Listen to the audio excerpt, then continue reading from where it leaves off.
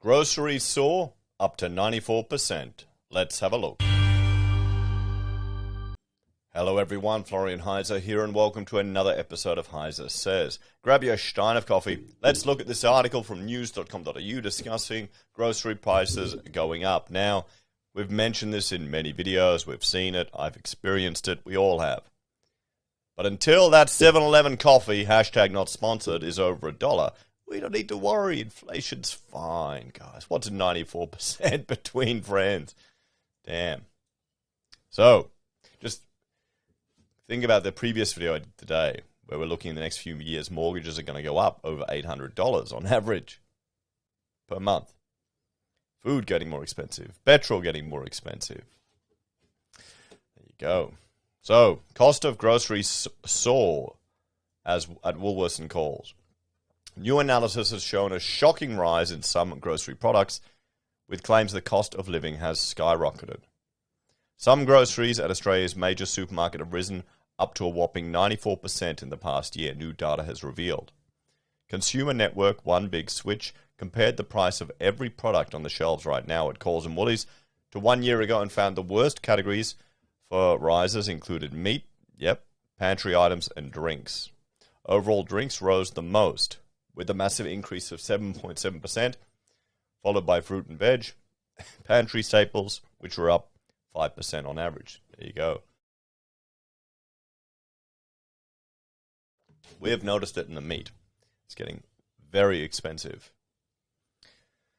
One Big Switch said some individual products revealed shocking price inflation, as it has called for a review into the cost of living.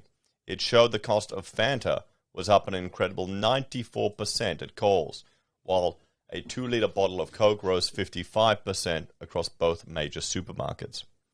The Kirk's pack of 10 cans were up 70%, and Nescafe and Moccona instant coffee rose between 50 and 74%, according to Frugal Grocery data. Well, here's the thing, everyone. They're comparing Coles and Woolies. I don't know why anyone shops at Coles and Woolies if you've got a choice.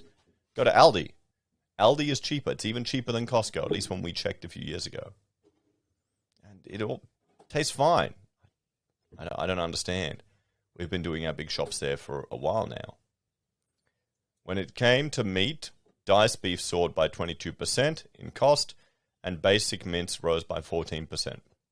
Here's the interesting thing. When you go to shop to buy your mince, guys, I'm aiming for more, calorie-dense foods.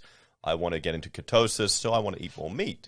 I do want to eat more meat, but I also want to eat more animal fats. And if you get the higher fat beef, which is healthier for you and more energy, there's more calories per weight because you've got the fat there, it gets cheaper and it gets a lower heart star rating, which shows you how rubbish that system is. But it's cheaper. So there you go. There's one way to save, everyone. Stop getting the lean stuff. The prices of pantry staples such as oils went up 19%. Branded canned food jumped 17%. Baked beans and tin spaghetti rose by 21%. There's no relief in sight either, with a chilling warning issued that Aussies face soaring prices and empty supermarket shelves, more frequently due to extreme weather events brought on by climate change, wreaking havoc with food supply. It's all climate change's fault now, is it? Bloody hell. I don't think it's climate change, guys, okay? It's not. There's a war on the other side of the world. There's mass destabilizations. Oil has skyrocketed. Costs of packaging for all of this packaged stuff is going to get more expensive. Everything that has plastic on it is going to get more expensive. We've been seeing this for some time. But people are never going to miss an opportunity. And these floods we've had here, they're not climate change. Okay, there's a reason why. Here's the thing.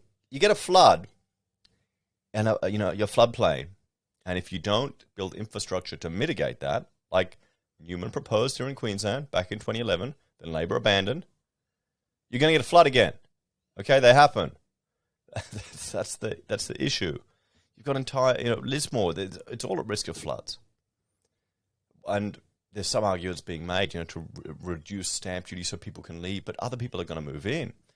And what about the insurance costs? You need to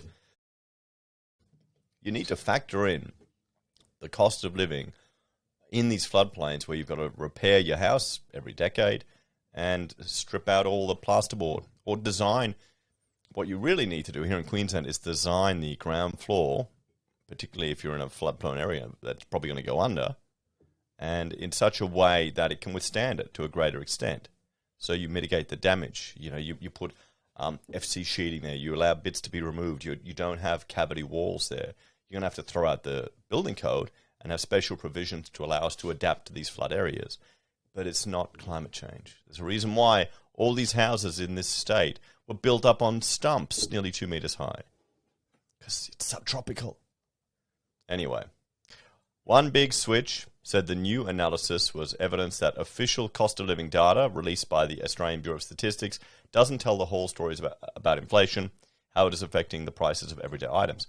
Oh, well, they capture it, but because, you know, those international trips you get have gotten slightly cheaper, or remember when the government gave out free childcare, then your cost of living went down, it offsets it. What? You're not taking the savings from your Milan trip and putting it into your grocery purchase? I don't understand. According to the Consumer Price Index, the best-known indicator of inflation and cost of living, the cost paid by households for a fixed basket of goods and services, food and non-alcoholic beverages only rose 1.9% over the year to December 2021.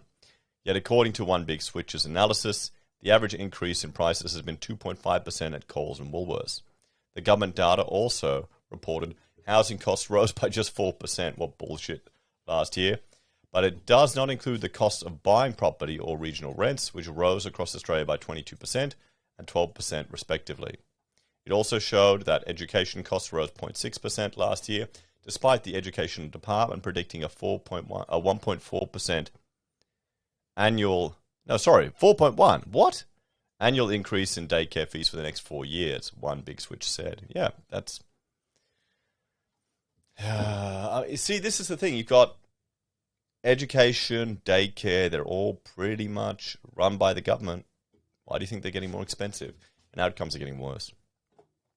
CPI is arguably the single most influential measurement of the rising cost of living for governments, banks, businesses, and other policymakers, said One Big Switch, determining everything from increases in wages and Centrelink payments to interest rates.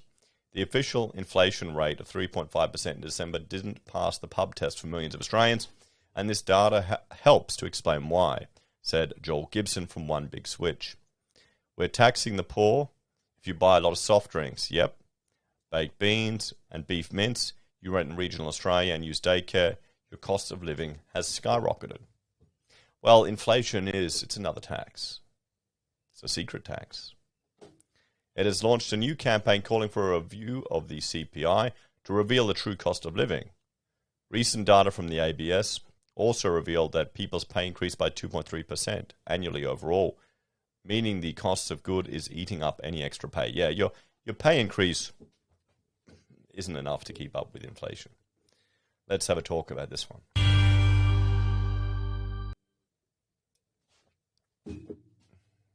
What can we say?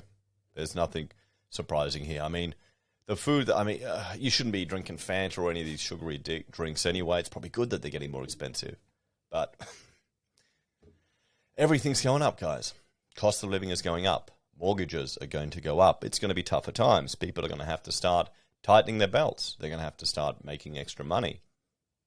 They're going to have to, some are going to struggle to get through. I agree with everything they're saying here. The problem with CPI is, and the ABS admits it, it's not a true measure. They've got other tools to measure cost of living, but CPI is used for everything. Maybe we need to look at using some other indices or measurements to influence government decision. But maybe they don't want that on purpose. Anyway, thanks for watching, guys, and let us know how inflation's affecting you in the comments down below. If you're a fan of the channel and enjoy the content I find put together here, there are a few ways you can help out. You can join us on YouTube or Patreon, sign up for SelfWealth or Stake, or use our affiliate links at Amazon, eBay, Independent Reserve, or AussieBroadband. Take care, everyone. Have a great day, and I will see you all in the next episode. I'll link to a few videos here that might cheer you up. We'll see how it goes. It's just getting more bloody expensive. This is why I built a taste up for cheap, shitty instant coffee. Tastes good. It's cheap.